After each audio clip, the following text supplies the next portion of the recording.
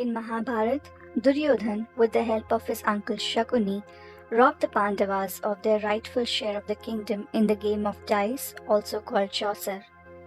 As a result of this, the Pandavas had to spend many years in the forest. While they were in the forest, Ved-Vyas came to visit the Pandavas. Ved-Vyas told them that they should pray to Lord Shiva, but since Arjun was the best suited amongst the Pandavas for worshipping Lord Shiva, Ved-Vyas taught Arjun a special mantra. Then he asked Arjun to go to Mount Indrakila and pray to Shiva there. Mount Indrakila was on the banks of the river Bhagirathi. Arjun went to Mount Indrakila. He made a shivling out of clay and started to pray to Lord Shiva. The news of Arjun's wonderful tapasya spread everywhere. Arjun stood on one leg and continually chanted the mantra that Ved-Vyas had taught him. One day, suddenly, Arjun saw a boar running towards him. Arjun thought that this fierce boar might have come to distract him from his tapasya.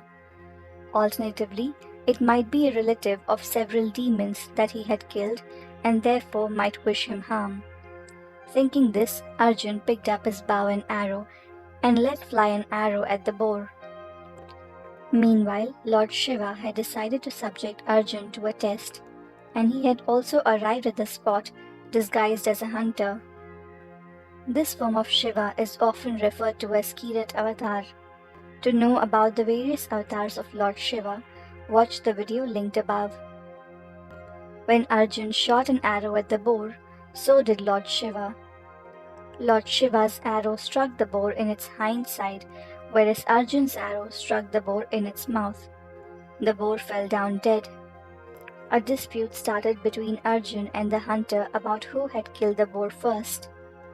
Each claimed the victory for his own. An argument broke out and Arjun challenged Shiva for a duel.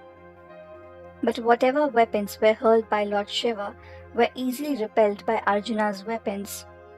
When all the weapons were exhausted, the two started to wrestle. After the fight had gone for a while, Lord Shiva gave up his disguise of a hunter and displayed his true form to Arjun. Arjun was ashamed that he had been fighting with the very person to whom he had been praying. Arjun also realized that only Lord Shiva could be a better archer than him.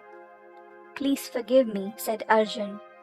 Shiva accepted Arjun's apologies and confronted that he had come there to test his skills. He then asked Arjun what he wanted from him.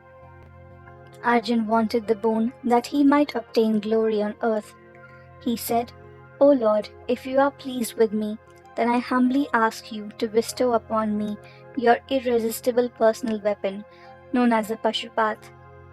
You destroyed the universe with this weapon at the end of creation, and with it I may be victorious over Rakshasas, Danavas, Gandharvas, Nagas, ghosts and spirits.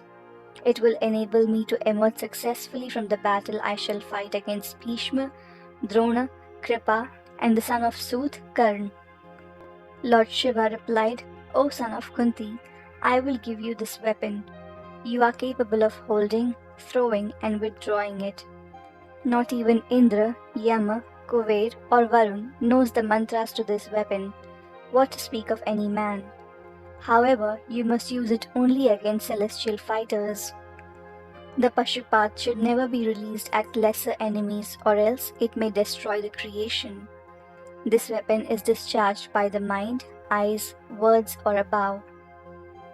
No one in the three worlds of moving or non-moving creatures can withstand its force." Arjun then bathed for purification and stood before Shiva to receive the mantras. Then the god gave his weapon to Arjun. When the celestials saw the fearful weapon standing in its embodied form by Arjuna's side, the earth trembled, the terrible winds blew in all directions. Thousands of conches and trumpets were heard resounding in the sky.